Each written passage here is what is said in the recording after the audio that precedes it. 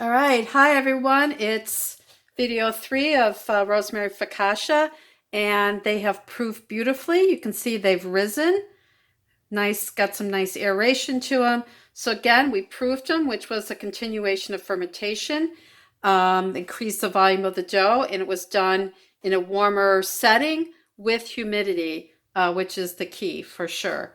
So step 10 will be baking, but we're going to prep these before we bake them. I have the oven set at 400. I want a moderate temperature. I don't want a lot of initial heat. And we don't need steam in the oven for crispy crust, so we don't have to worry about that. So these are the onion ones. Let's finish them up. I'm going to take my caramelized onions and just make sure they're well coated in that fat. If you don't do that, they might dry out a little bit on the top. So just kind of divide them between the two. Make sure you get all that lovely oil and butter. And then just gently, you want to be gentle with these breads. Okay? If you pounce on them, they're going to deflate. So just gently kind of move the onions around. Good. There we go.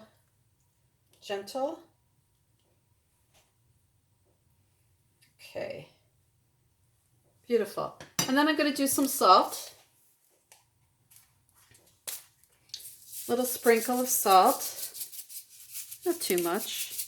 On this one, I don't put the rosemary. I have the onions. Okay, so that one's ready. And let's do the other two. So this one, I'm gonna take the remainder of the rosemary, the hydrated rosemary, and just kind of sprinkle it on. Just garnish. I like to put it before I put the cheese so that it's kind of coated with the cheese. There we go. Perfect. All right. Let's go ahead and do the salt as well. Now, Parmesan's already salty, so not too much salt here. And then the grated Parmesan. Ooh, yum. Parmesan's gonna brown, get really nice and toasty. So make sure you look at the photos. I'll post the photos of the finished breads for you. A really very yummy bread to eat with really anything with dinner, but certainly pasta, soup. It's good. All right, there you go. So that's it on part 3. And like I said, look for the finished photos.